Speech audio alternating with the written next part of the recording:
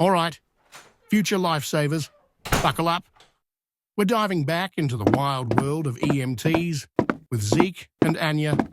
Last time, we got a taste of the action.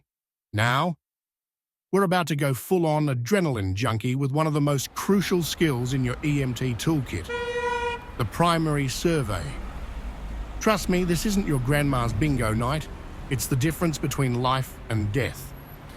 So grab your favorite energy drink and let's tune in to First Responder Radio. Captain Dave's about to drop some knowledge bombs. What's up, all you night owls and day savers? Captain Dave here, coming at you, live on First Responder Radio. Today, we're tackling the primary survey, the EMT's secret weapon. It's like the Swiss Army knife of emergency medicine, only instead of a bottle opener, you're opening airways. Let's eavesdrop on our favorite EMT duo and see how they handle this high-stakes skill. Anya, I've been binge reading about the primary survey. Can we do a quick run-through? I promise I won't geek out too much. All right, Zeke. Let's see what you've got. Hit me with the ABCs.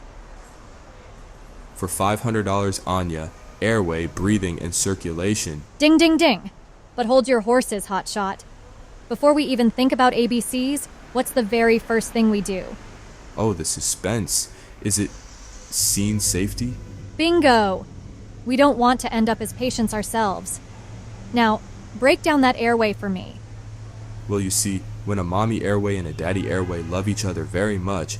Zeke! Okay. We check if it's clear and open. If not, we might need to use an airway adjunct, like an OPA, the Open Please Airway tool. That's not what OPA stands for, but I'll give you points for creativity. What's next? Breathing.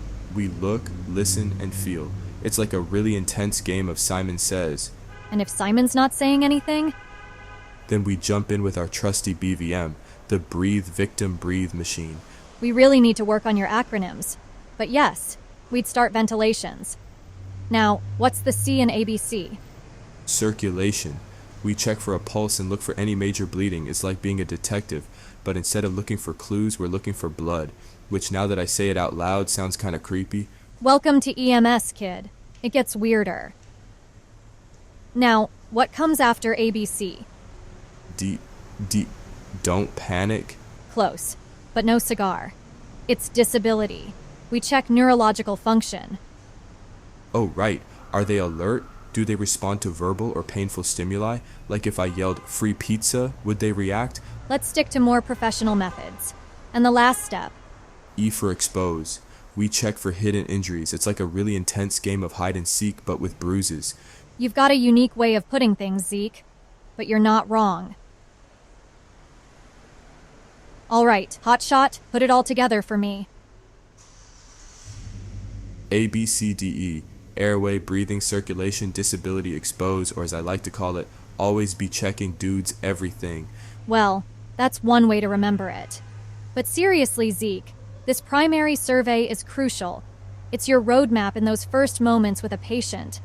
I get it. It helps us quickly spot and tackle any immediate life threats, like a superhero scanning for villains. Exactly. Now, let's run through a scenario. Ready to save some lives? Born ready. Throw it at me. Okay.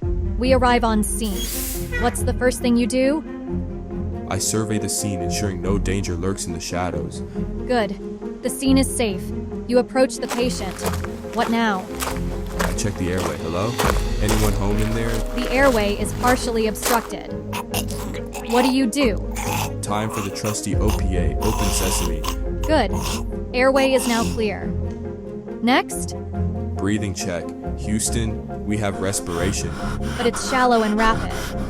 What now? BVM to the rescue. Breathe, buddy, breathe. Good. Moving on to circulation. I've got a pulse, Captain, but it's racing like it's in the Indy 500. All right. Any visible bleeding? Negative on the blood fountain, Chief. Zeke, please. Okay, on to disability. What do you check? Time to test those neurons. Sir, for $1 million, can you tell me your name? And if they don't respond? Then we move to painful stimuli. Sorry, buddy, this might hurt a bit. Good. And finally, E for expose. Let's see what's hiding under there. and what are you looking for? Any hidden injuries, weird skin colors, or secret tattoos that say, if found, please return to the nearest hospital. Well, you've certainly got the process down, even if your methods are unique. Ambulance 26, respond to 789 Oak Street, 25-year-old male, possible drug overdose. Well, Zeke, looks like it's showtime. Ready to put all this into practice? Ready as I'll ever be. Let's go save a life. And there you have it, folks. The primary survey in action, with a side of Zeke's unique humor. Remember, while Zeke's mnemonics might be a bit creative, the process is dead serious.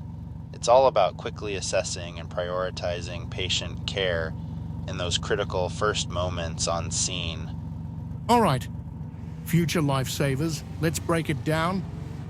Zeke might have his own flair, but he's got the basics down pat. Scene safety, A, B, C, D, E. It's not just a random alphabet soup, it's your lifeline out there. Now here's a pop quiz for you. What would you do if you arrived on scene and found it wasn't safe? That's right. You wait for law enforcement to secure the area.